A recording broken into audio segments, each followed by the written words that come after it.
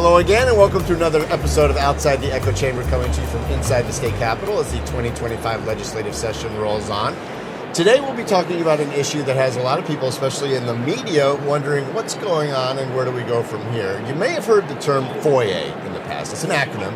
It stands for Freedom of Information Act. Essentially what it does is it mandates that public information from government bodies or agencies be made accessible to media members who request it. There's a current bill that was proposed by Speaker of the House, Roger Hanshaw, that might make a change to that and limit what type of information can be requested. So here to talk about that bill is House Speaker Roger Hanshaw. Speaker Hanshaw, thank you for your time as always. Sure. We appreciate you coming on to discuss this. I know we have a lot to go through today, so we'll let you get to that as well. But right off the top, I did want to talk about that FOIA bill specifically because I wanted to give you a chance to clarify what it is and maybe more importantly, what it isn't. I appreciate that, Rick, because you just said something really important in your opening line. You said it's a law that makes public information available to the media that request it. And we're 100% in favor of that. I love working with the media because we rely upon the media to help us talk to the public about what we're doing here and why it's important. What our current FOIA law is, though, is a law that makes that information available to any person who requests it. And that's really the genesis of what this bill you're describing is about. So one of the things that we experience here, and it's really it's an artifact of national level politics having made its way into state houses around the country, is that most of the Freedom of Information Act requests that we receive now, particularly as the legislature, have nothing to do with actual records. They had to do with advocacy organizations outside West Virginia, with political groups and campaign entities that are really not after public records at all. They're after ways to make political hay out of things that really aren't the public's business. Opposition research. That's exactly what it is. And that turns out to be a tremendous time sink and money sink, frankly. It's taxpayer dollars spent on producing what are effectively campaign material for out-of-state direct mail firms. And that's just not how West Virginia tax dollars ought to be spent. So what we propose here is a law that says if the legislature adopts its own rule on how it makes those records available to the legitimate media, to members of the citizenry of West Virginia, to the people whose business is actually done here, then that will be the process that's followed rather than the current FOIA law, which is really geared more toward the executive branch anyway. You said a lot there, so we'll unpack that a little bit at a time as we drill down. The obvious initial reaction to that would be like, does it really matter who's requesting it? You either are or aren't doing whatever it is that they are looking for. So. No, that's not true. I understand how you got there, but that's not the case, because what we often get here are, please give us copies of draft legislation, of draft amendments, of communication with one another, talking about how you're going to vote or how you decided to support or oppose something. That's really, that has nothing. That's not a public record. That's not anything that's the law. That's not even something that sometimes got introduced. Sometimes it's people submitting requests for things that never happened. And then we have to say, well, that never actually happened. And then we get sued over that, and the public tax dollars get spent on defending the state of West Virginia against something that never even happened. But there is a point that any kind of information sent on government accounts or government email would be subject to public record. Under today's rule, that's the case. And what you're trying to do is just limit who can access that. Not necessarily. We're most concerned, first of all, we're most concerned about making information available to West Virginians, because that's who we're here to serve. Right. We're second of all concerned about making the public's records available to the public. And sometimes, for example, we get caught up in people who want to submit requests for conversations between members and our staff, including our lawyers. Well, there's other bodies of law. So the attorney-client privilege, for example, protects our lawyers and our members from disclosing things that are otherwise privileged communication under the law. So we're going to address that, and that's something that's almost unique to the legislature. I won't say that that's not a problem that other executive branch agencies can deal with, but we deal with it every day, all day long, because everything that's done here is about creating the law. And that's almost always done in cooperation with our staff counsel. So we end up having to say, look, that's protected by attorney-client privilege as a deliberative work product. Then we end up litigating that matter in the circuit courts of West Virginia. And what we envision is a much more streamlined process that makes that process more clear. Hey, you're a smart guy. Thank you. A lot of Republicans and conservatives have run on transparency, right? Let's get more eyes behind the curtain, not fewer. You see it on the federal level with things going on right now with like Doge and trying to eliminate government waste and showing people what's going on behind the scenes. You've seen it on the state and local levels as well. The auditor famously had a website put up during his term where people could see what's going on, what's being spent. And that's a good thing. We like that. But you have to understand that this type of bill, along with the procedural changes now in the House where you're taking debate off the House floor, can be interpreted as contradictory to that. Well, we've put more debate on the House floor, not less. So to start there, that's important. But second, I don't dispute what you're saying about how folks can perceive something if they choose to. I certainly don't dispute that at all. What I think you'll find, Rick, is that in practice, our FOIA process is going to work exactly the same for the media. It's going to work exactly the same for legitimate West Virginians. What it's likely not going to do in the future is create an opportunity for people who want to make millions of dollars running direct mail pieces and putting, frankly, junk in the mailboxes of West Virginians. Will use tax dollars to do that. People have a tendency to be skeptical by nature. Sure we do. They've heard that explanation. I don't know if they're going to buy it, right? So they're going to be wondering, okay, anytime you have a bill like this, their initial reaction is going to be, what are they hiding? What are they hiding? Because why would you need a bill like this unless you're trying to hide something? It's not just about mailers, but you're here on the record saying that's strictly what it's about. It's not about trying to make sure that people can't start digging into expense reports. It's not about... We welcome the press to have as much engagement with us after this bill as we have today. There you go, right into the camera. Right into the camera. So that's as on record as it gets. We like working with the press. I'm here often. I'm on. Don't take it personally. I'm on other outlets too, and we like to do that. We rely upon the press to do that. Otherwise, the public has no way to know what we're doing here. What we're not interested in is making it using West Virginia tax dollars to fund direct mail pieces for out-of-state entities. Could it be a slippery slope, though? I know you didn't in another interview. I don't dispute that. You did want to use the term carve out. I don't.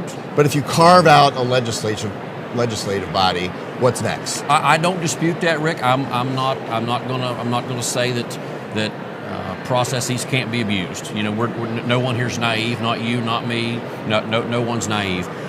We just. And frankly, we'll rely upon you and your colleagues to help us make sure that we're not abusing. Yeah, it's the fourth estate. That's how you hold people to account. I'm a tax-paying West Virginia citizen myself. In the course of my private sector day job, I submit FOIA requests to the government often, all the time. I rely upon the public records maintained by executive branch agencies in the course of my own day job. So I'm hypersensitive to the availability of public records because I'm a user of that statute too.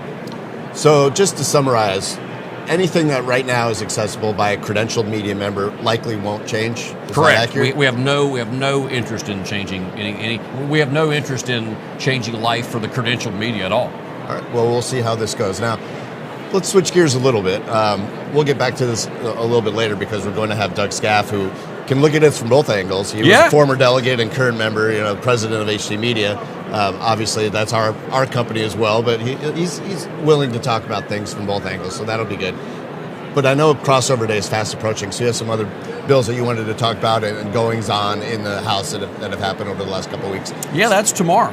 Yeah, so where do we stand right now, and what are you most proud of that has been accomplished, and what can we do in the next 24 hours that you still think we need to work on? Sure. Well, so yesterday, let's take a couple examples from yesterday. So we passed a bill yesterday I'm particularly proud of, Rick. We passed something called the Universal Licensing Bill. This is one of Governor Morrissey's initiatives from his State of the State address. So this is one that we think will matter to all West Virginians because the intent of the bill is to make it easier for those who have occupational licenses in other states to come here and work in West Virginia. It matters most acutely for what's often called the traveling spouse. So somebody moves here because of a job situation. His or her spouse may be a beautician, may be a nail technician, maybe an electrician, maybe a neurosurgeon for that matter. Holds an occupational license from some West Virginia or from some out-of-state entity that has a parallel in West Virginia. The bill that we passed yesterday says if you're licensed there and their licensure process is equivalent to ours, then you're licensed here. The goal there is to make it easier for people to get on the payroll here in West Virginia. Expand the base. Yes, that's exactly right. And the scope of services. Make it easier for West Virginians to access services from one of the skilled trades, for example. Right. We passed another one yesterday. The governor called it the one-stop permitting process, which says if you want to open a business here, you can access the permitting process through his initiative, the same way that you can access the licensure process through the Secretary of State's office. So former Secretary of State Mac Warner launched this when he became Secretary of State a number of years ago. Now when you wish to form a business in West Virginia, there's a single website you visit. It walks you through all the various entities of government, and out the other end of that process comes the packet of material that you use to launch your business. The governor's proposed that and as an addendum to that, we'll now have a similar portal that gives you every permit that you need. So in addition to just being formed as a legal entity, out the other side of that comes all the permits that you need to open Rick Lord LLC.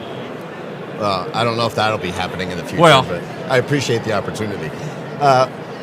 There's been some scuttlebutt around here that this is kind of an uneventful, I heard some people say a do-nothing session. It was one of the first times that I've ever heard Phil Kabler from the Gazette-Mail and Mike Stewart agree on an issue for different reasons, obviously. Do you take that personally when you hear people saying that you guys haven't done anything? I don't take that personally at all, because one of the things I think we have to stop doing is, and I mean this we as Americans, not we as West Virginians, but I think we have to stop evaluating the success or failure of government by how much it, quote, does.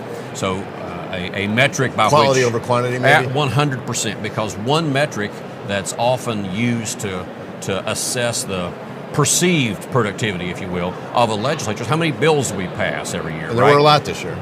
Well, fewer Thousands, than normal. Right? Yeah. There a similar number have been introduced, but not necessarily passed. Right. So I actually think that's a good thing, because that's where I was going with that, is because that percentage is what I think is leading people to say that the proliferation of law in America has grown at a staggering rate.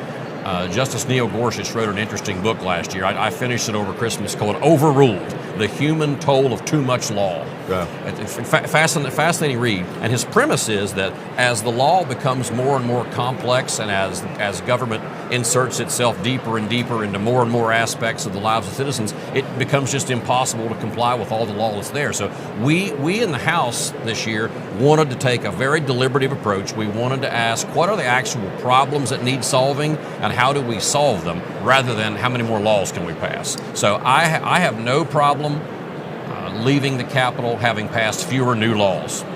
Fair to say that this hasn't gone the way that perhaps Governor Morrissey envisioned. He had the famous vaccine bill that he made a priority. A lot of con bills got shot down.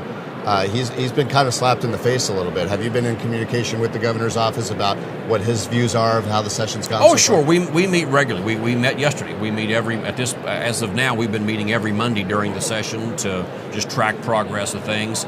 The governor came in as a brand new governor this year. He's new to his administration. It's not necessarily all that big of a shock to me that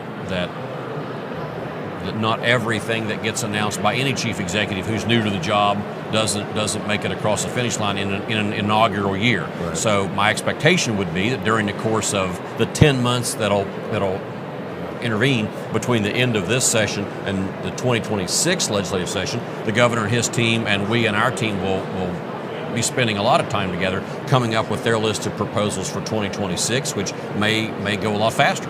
You think you're getting called back on the 13th? I wouldn't know what for. So that's a no? At this point, I have no reason to believe that'd be necessary. So if you do, can I come say, hey, you're back? You can, because I wouldn't know what it'd be for. We'll get you out of here on this. I'm going to throw you a little bit of a curveball. You were a finalist for the president's job up in Morgantown at WVU. First of all, congratulations. That was reported. Congratulations. What did you learn from that process? A lot. It was. Of course, it's always humbling to get the opportunity to go through a process like that.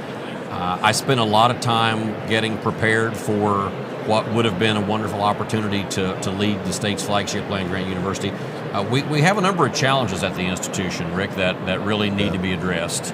and we have some issues that are systemic that require some wholesale change at the institution. We also have some pretty immediate fixes that need to be implemented. So we have a pretty good working relationship here in the legislature with both WVU and Marshall. In fact, we rely upon them for a lot of the economic development work that we try to do here. So one of the things I was excited about trying to bring to that job was the opportunity to even further integrate the faculty, staff, and students of the institution into the overall portfolio of needs of the state, and really focus in on how does the institution meet the needs of West Virginians. But that'll have to wait for another day.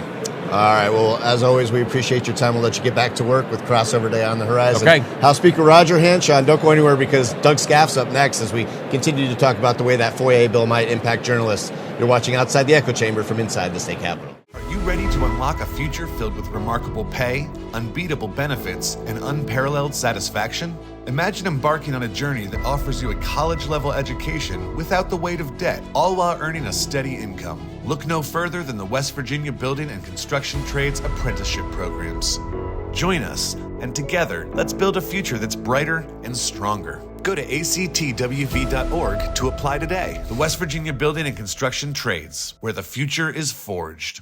Welcome back inside the state capitol as this Outside the Echo Chamber rolls on. Joining us now is president of HD Media, our company, and former delegate, important to note, Doug Skaff, because you've been on both ends of this. You heard what Speaker Hanshaw had to say about his motives and intents behind this bill. Still a lot of people wondering, is it necessary? So again, you uniquely can look at this from both angles. Also the interim president of or interim director of the West Virginia Press Association. So you're coming at this from all angles. Just your initial thoughts on the bill and what it does or doesn't do. Well, thank you for having me on the show. And like Speaker Hanshaw said, the Freedom of Information Act was enacted, by the U.S. government back in 1966 on July 4th.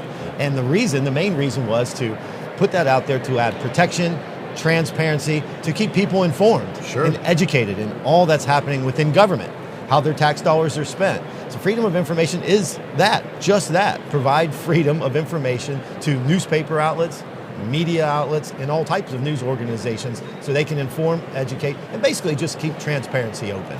And I was in the business for 20 years, and a lot of the stories that we broke that were the investigative stories began with the FOIA request. So it is important. Hanshaw claims that it's not going to change the way that the media can access information. He looked right into the camera and said, this will not change the media aspect of FOIA. He's trying to keep out people that have nothing to do with the media that, in his mind, are simply looking for dirt. Yeah, well, in my role as the interim executive director of the Press Association, we represent 62 newspapers all across West Virginia. And I was here in the committee to testify part of that testimonial on that testimonial and ask them that same question. That's what we want, to make sure that we still have that ability to submit a FOIA request. And to year to date, during this session, only 2 from the media have been submitted. So I know the media is not abusing that. I know, as a legislator, I knew what it entailed and how much time and energy and effort, but a lot of it was needed to educate the people of West Virginia. And so what we as media outlets, the last thing we want is anything that'll hamstring us and keep us from doing our job. News outlets, journalists, they want to get in depth. They want to write the whole story. And in order to do that, they need access to data, records, public records, and information so they can properly do their job. So on behalf of the Press Association, with that hat on, I was here to defend democracy, defend what we do and how we do it, and how we get the information to do our job well. I will say over the course of the years, we have found that a lot of people comply right away, and it's not an issue. There have been some bad seeds over the course of 20 years where people, you kind of understand that they're trying to either dodge the request or ignore it or not give you what you need, and they're trying to wait you out. They'll send you stuff that you didn't ask for and hoping that you just you'll give it up. So, and then you wonder, what are they trying to cover up? Exactly. There's a sense of frustration, and that's exactly where I was going with this, is that there's always this perception if you bring up a bill like this that limits anything, what are you trying to hide? And listen, I've worked with Speaker Hanshaw before. I have the most respect for him and his leadership team. And I do. I trust them. I believe them when they say, hey, this is being abused. It's not used for what it was intended to be used for. They want to inform, educate, and I do believe that they want to give media full access and nothing will change there. But when people start to abuse that and use it for personal gain or for non-intended outcomes, I get it. Maybe they do need to streamline the process. But as the president, executive director of the association, president of HD Media, and the 13 newspapers we represent, we just wanted to ensure that we still have access. And hearing Speaker Hanshaw today, it made me feel more comfortable. How the process works. So I can't comment, am I for these new rules or am I against these new rules, because I really haven't seen the new rules. All this bill did was give leadership the responsibility or the opportunity to change the rules on what information is out there. So as of right now, they are going to pass it. They have 91-9 votes. They can pass whatever they want. They can do this. And I trust Speaker Hanshaw will do what he says, and he will still continue to allow media to have access to do their job properly. Does this not seem like more of a constitutional issue than maybe a state code issue? Because when you have a legislature passing rules that can limit what the legislature itself can give to people, there's almost this fox guarding the hen house allegory going on here. Like, I mean, why should the legislature get to decide what they can or can't do? Well, I think you're right. That's the way government works right now. They can adopt their own rules. We saw at the beginning of this session, they changed the rules on public hearings, public forums. Right. They changed the way for years. I don't know, as long as I can remember, you could take it out of the floor and into committee. Could call for a public hearing, and it would be on the House chamber floor. And I believe the same was in the Senate as well too. But they changed the way they do that, the way they operate. That is within their framework. That they're allowed to do that. Where I am and where the media comes into place, we just want to make sure that the media and the people of West Virginia has access. If you're going to change the rules, just still make sure it's fair. Make sure people have the opportunity. They change it, so now they can come into a committee room and have it. And that's where I was last week. I voiced my questions, my comments, my concerns. I felt better when I left that meeting than when I went into that meeting, and ensured me that media's rights would not be restricted and we would still have access. So I was given the opportunity. I just want to make sure all West Virginians have that same opportunity. Well, it is the fourth estate. It is part of the checks and balances. Without journalists and media there to hold powerful people and politicians to account, the whole thing could crumble. And you're, again, in that unique situation where not only with your involvement with the Press Association, but also with HD Media, you have connections to dozens of newspapers throughout the state. And a lot of the stories that those really good journalists do, it's necessary to be able to access this type of information. You want the facts. You can't properly report news or you can't tell the story if you don't have all the facts. Right. So as long as, yes, transparency is the key. Government, transparency, the people's right to know. They deserve the right to know. We can't do their job in the media industry unless we have all the facts. So, I feel better that Speaker Hanshaw, he's ensured us. He said it again today. It's not to restrict the access to media. There are some bad actors out there. Put my legislator hat, my former hat on in the legislature. You're right. Yeah, there was a lot of ridiculous requests out there on stuff that was just a wild goose hunt. It was an open fishing expedition, and it was to use for intent to attack people in their next campaign. Right. Used to put on the next mailer. And it does go both ways, because from the other side of it, there were legit requests that were dodged or tried to be delayed. I want the legit request to still be granted. And it's hard. Yeah. It's hard to figure out what's legit and what's not. But then when you get 28 requests from the same organization on things all across the board on the same person, then hey, something doesn't pass the smell test here. So does that cloud the issue? You talked about how hard it can be sometimes to interpret what might be real, what might be. But when you have a law like this, does it make it tougher to differentiate what might be legit, what might not? And beyond that, does it create a slippery slope where if you're carving out the legislature, what comes next? And is limiting any information ever a good idea? It's not a good idea. I'm in the news industry like you. Right. The bottom line is you need to inform, educate, and properly disseminate the news to the people of West Virginia.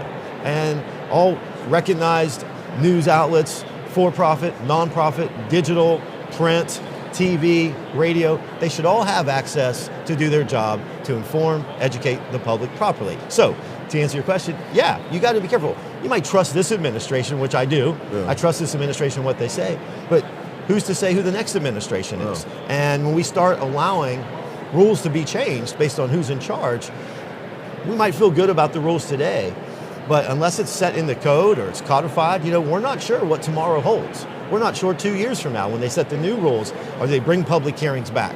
Do they do away with them in committee meetings? This is what you just have to be careful about. So when you start to change one thing, where does it stop? Yeah. Where does it end? Hopefully, it's all for the better. Hopefully, this works out good. Hopefully, the people's voices are heard. They're allowed to still come to committee, follow through the new process. People have the right to ask questions and get answers. It does seem a bit contradictory that conservatives ran on this transparency issue from the federal level. Like I mentioned with Speaker Hanshaw, we see what's going on with Elon Musk and Doge and making sure that the government's running efficiently. Right. They've put up a website where you can see everything that they're looking through. J.B. McCuskey famously had his website as auditor that was looking into behind the curtain stuff in West Virginia. So they're running on this transparency. This seems a little bit contradictory to that, especially when paired with what you're talking about of pulling debate off the House floor. Correct. The now Attorney General McCuskey did a great job with that checkbooks. Developing the checkbooks, and everybody could go out there, regardless of how many or how little people checked it. It was still out there. You had access. I know the media used it a lot. They went to checkbooks.com or .gov and they checked, all that was happening up here. I thought it was a good thing. You can never have too much transparency. You can never have too much open government. The people have the right to know. The people of West Virginia, even a small state like us with 1.835 million people, everyone deserves the right to access how their tax dollars are spent and hold their elected officials accountable. Yeah. And when there's no checks and balance, and that's, now I'll put on my legislator hat, when government one side gets too big, when there's too many Democrats, too many Republicans, it's hard to hold the other side, to hear both sides of the coin, to hold government, to hold elected officials accountable. Yeah. So when it's 91-9 in the House and it's, you have 32-2. 32-2 in the Senate, you don't always have the checks and balances. Not everyone's always heard. Now, yeah, they're elected by the people. They make up the representative of the country. As a conservative, as an independent, as a Democrat, Republican, whatever you are, you just want to make sure that all people of West Virginia have their opportunity to be heard. So with a rule like this, we mentioned the slippery slope. Are there guardrails in place to make sure that this doesn't get the foot in the door, so to speak, the cliche, to make this down the road something that we don't want it to be? You just got to trust the system. You got to trust or the system. exercise your right at the ballot. Exercise your right at the ballot. Listen, hey, government for the most part, as long as I've been here, when I was in the House for 12 years, and anytime there was a request, you had to respond in X amount of time to respond, and we always did. Well, regardless of what office I sat in or what position I held, we wanted to. We weren't trying to hide anything, regardless if it might have been a request that you thought was pointless or didn't just really some random email. You still wanted to get back to the people. You owe that to them. As constituent, you elect these people. You ask them a question. It was important to that person to ask the question. You should respond, and you should respond in a timely manner. I can't speak for future legislature. I can't speak for the elected officials of the future, but I just think it's good to have a two-party system. I've always felt that way. I think it's good to have some checks and balances along the way, and rules are put into place regardless of who's in control. And whether it's a Democratic control or Republican control, the rules are the rules. The rules are there to play the game. Whether you're the Lakers or the Celtics, there's still referees to call the game. There's still umpires in baseball to call balls and strikes. That's what you need. You need parameters to, regardless of who's in control, guardrails. And so you hope that those guardrails aren't eroded over time just because there are super majorities on one side or the other. All right, we'll end on this. Just your overall take so far of the session. I know I was joking with Speaker Hanshaw saying, a lot of people calling it a do-nothing session. It was the one time that I've ever heard Phil Kabler and Senator Mike Stewart agree. Oh, wow. For That's a first. For different reasons, but they both agreed that there wasn't that things they wanted to get done weren't getting done. Just your overall take on the session so far with crossover day tomorrow. Well, I'm a big economic development guy, business guy, jobs, and that's what I care about. When I was elected, I came up here, all wanted to focus on how do we create more jobs? How do we put more money in the people's pockets so they can spend it how they want? These social issues do nothing but divide people. I'm upset that we focus so much time up here, regardless of who's in control or who's initiating them. Social issues do nothing but divide West Virginians and divide America. To be honest, it divides everybody. They don't accomplish anything. Jobs, the economy, putting more money in people's pockets. That's what we should be focused on. So a little disappointed that there weren't more. We can't say that the last 4 or 8 years, it seemed like there was a ribbon cutting, there was new job announcement, economic development. That seemed to be the focus. Now it seemed like you have a new governor, you have new public works officers all across the board.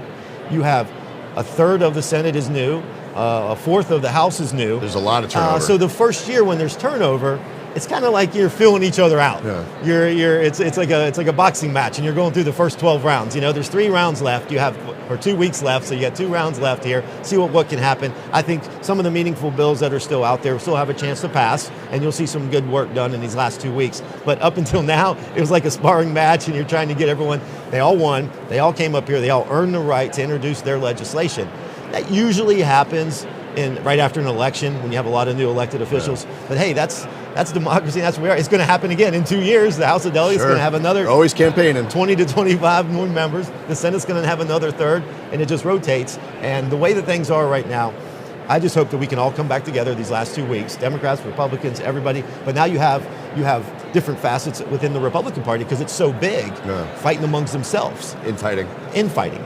And that's what happened with the Democratic Party back in the day when they were in control. They were infighting. There were 2 or 3 different facets within that. So they got to come back together. Remember, under one House, under one chamber in the House and one chamber in the Senate, and under one government role, you got to come together to make it happen. It does seem like things have gotten very, very polarizing. Do you envision a day where these fringes start meeting people in the middle again? I hope it comes back to the middle. You got to lead from the middle. I don't want to sound like a politician because I'm not anymore today. I'm not. Believe me, Rick, I'm not. But you have to lead from the middle. Yeah. Whether you're in business, whether you're in politics, you have differing sides on every issue. Start in the middle, find common ground. Work it from there. And then go from there. You might have the same end result in mind, you just have a different way of getting there. You might have a different way. You might have a different way, and I have a different way, but at the end of the day, we just want to do what's best for the people of West Virginia, so we can agree to disagree. And up here, the problem is, they're not agreeing to disagree. Agree to disagree, walk on, live to fight another battle. It seems like they're holding grudges. Wow. It seems like one bill they didn't like and they were so mad, they carried on to the next one. It almost gets personal. And politics has become so nasty now, and that spills over. Because during elections, you get these terrible, nasty mailers out there and these emails and these texts and these terrible, TV commercials that everyone's so sick of seeing. And that goes back to what we were talking about with Speaker Hanshaw. That was the impetus for this bill, to make sure that people aren't just using opposition research and using FOIAs to dig into stuff like that. For the opposite of what it was intended to do. So, and that's where we are. So I trust that that's what we do. We fix the issue here. But you asked me if it's going to go away. I don't think it's going away anytime soon with social media and the way that politics is right now. It's unfortunate that you can't just put the campaign. You got to know when, this is what I learned, the campaign's over. The campaign's over. Whatever you campaigned on, you're here now. Now, what are you going to do while you're here? The campaign's over. Get here, work together. You can't pass one piece of legislation by yourself. You can't do anything by yourself. You have to build a consensus, build teams, reach across the aisle, work together with all branches of government, and even the governor. The governor, had to learn. He's first time being governor. He had to realize you can't just go just because your name's on the bill, expect it to pass. You've got to work the system. You got to realize there's 100 delegates over here that you have to convince that your idea is a good idea. And you got to build those relationships and foster, and that takes time. Well, we'll see what happens, and I know now that your media hat is on. No longer your we'll keep that on for now. We will both be eager to see what happens with that FOIA bill, keeping our eyes on that as it gets run here through the session with crossover day tomorrow. Don't go anywhere yet because we do have some more Outside the Echo Chamber coming up right after this. Thanks, Doug, for your time today. We appreciate you. Thanks for having me. We'll see you in just a little bit. CJU is a great company to work for. We've been around for 78 years. We are an underground utility construction company all across the East Coast. We are rapidly growing, and we're seeing a huge growth in this market, a huge need for employees. We are always looking for those that are experienced, those that are trying to get their foot in the door. We have positions for everybody. We offer competitive pay. We offer competitive benefits. We take pride in having a family atmosphere at CJU's, and it's truly just a family company. Welcome back inside the state capitol. Crossover day tomorrow under the Gold Dome. And by the way, if you're listening to us right now on Spotify and Apple, make sure to drop us a like and subscribe so you will know when the newest edition of Outside the Echo Chamber drops. And we are done for today with a great conversation on the FOIA bill and an update on where the session stands. But we will be back again on Thursday with another episode as we continue to discuss issues that are important to you and your family. Thanks for joining us. We want to thank our guests today, Doug Skaff and House Speaker Roger Hanshaw. Until Thursday, I'm Rick Lord. Take care.